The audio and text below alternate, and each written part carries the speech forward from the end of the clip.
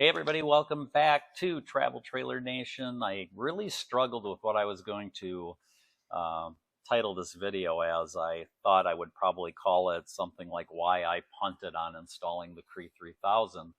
I think anyone that's watched the channel for a while knows that I had bought the cree3000 kit shortly after we bought our new Alliance Delta trailer. I had it on my Imagine. I was very happy with it. And I also bought the crossmember because I heard that it would add a lot of strength to the frame, and would, instead of having a lot of pressure on moving the tires and putting stress on the frame, this would really strengthen the whole setup. So I bought all that, and most of you that have upgraded your suspension with the Cree probably know what I'm going to say. It's the stock suspension has very limited travel. Cree has up to 3 inches allows up to 3 inches of movement. The stock shock absorption that you're getting with the standard travel trailer that's set up like the Delta is really through the springs. And whereas the cree3000, it's going to be those rubber equalizers that are going to really help out with road shock. And then the ride quality is really improved, and I can verify that just from the difference when I had my Imagine after I got rid of the stock suspension. It was much smoother towing and less chucking. And then with the cree3000 reducing the road shock on the trailer structure, that's a great thing. And then adding the crossmember improves that even more. And it helps with all that frame flexing. So the Cree really replaces that stock suspension with the bushings that are made out of copper as opposed to that plastic bushing, and those aren't even greased. So you get a greasable copper. You have the greasable bolts, the wet bolts. You can get that copper fitting is getting greased when you're pumping grease into it, unlike the stock suspension, which is basically crap. I mean, let's just be honest about it. It is.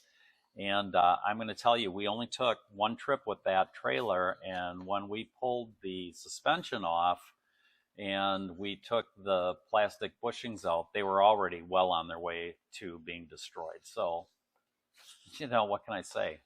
That was basically the same experience I had with the Imagine. So I think you probably remember that after I got that trailer and I bought that equipment, I said, hey, I'm going to do a video on installing this. And so my plan was to install it myself. And I've done suspension work before on the Imagine. And I thought, well, this wouldn't really be any different, but it would be more involved. And I like working with my hands, and most of you know I don't like it when anyone else touches my trailer. I don't like to leave it at a dealership. I don't really like people messing with it if it's something I can do, especially during the warranty period. I was a little worried about doing it myself, and I did reach out to the dealership and see if they wanted to put it on, and they never got back to me, never gave me a quote. I asked them a couple times, and then I finally gave up. So anyway, why did I change my mind on doing it myself? Well, to be truthful, I just don't have all the equipment it takes to probably do it the easiest way. I certainly have enough jacks and jack stands and a floor jack, enough to do the kind of things that I did on the Imagine, where I was replacing like the shoulder bolts, moving from one to the other. But to do it right, and certainly driving out the bushings, none of that is new to me. None of that would be a problem for me. The work really wouldn't be a problem for me. It was really to do it the right way, to get the trailer up off the ground, all four wheels up off the ground, and to do it was just something that I would have had to have invested a lot of money in to buy more equipment.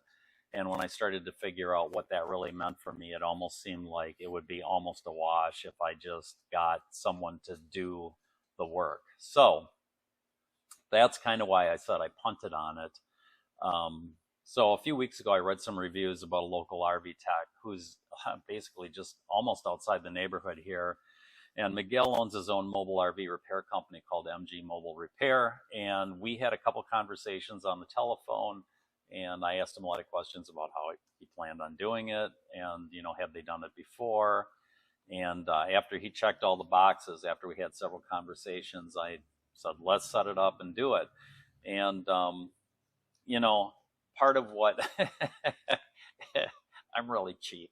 So part of what bothered me about this too is that I was going to spend money doing something that, I could probably, paying someone to do something I could probably do myself. But, combine that with a little OCD and some paranoia, and you can see what the problem is. But, combined with me really liking to work on things, really had me very conflicted about the whole deal. But Tammy was really on board with someone else doing it. From a safety standpoint, she just thought it was probably better to have, two people doing it than me out there by myself working on it. And they do the suspension work all the time. And so they really had a leg up on me. They had the equipment, they had the background, they had the experience, and they thought they could knock it out in about 2 hours. So, I was like, for me, that would have been an all-day affair for sure. It might have even been an all-day affair on one side. I'm not sure if I was doing one side at a time. Lastly, well, let's face it, I am not getting any younger. I think when I did the shoulder bolts, that was probably 2 or 3 years ago. And I'll tell you, we'll get a little bit further into the story because I got to help Miguel. He came and he was all by himself, and I just said, well, I'd be happy to help. And he said, oh, helping's good. So I actually got to help him do it. And just to be clear, he did all the heavy lifting, and I was doing things like helping him hammer out the plastic bushings and holding a wrench when he needed it, that kind of stuff. So, but at least I got to bond with the trailer a little bit. And, on a side note, surprisingly, Eva doesn't typically like it when we are separated by the gate, and she's back in the backyard, and we're working in the driveway. But she just laid in the shade the whole time and watched, and I was really surprised and happy that that she took it so well. So, like I said, after we took it apart, I saw those bushings, the stock bushings, which had hardly any mileage on them, really were not in good shape. So obviously, if I would have waited a year to do this, which that was my other thought was, hey, maybe I should just wait and do it, next year. Now I'm glad I did it. So, of course, if something happens on the side of the road, I am not going to have a problem doing that kind of work myself. But when we're tackling all four at once, it was definitely the way to go.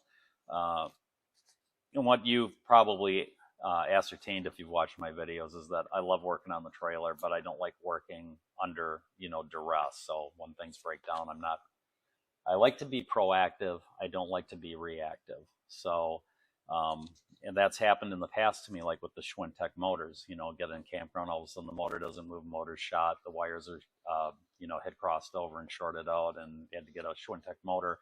That kind of stuff happens, and you just got to deal with it. But I'd much rather be proactive.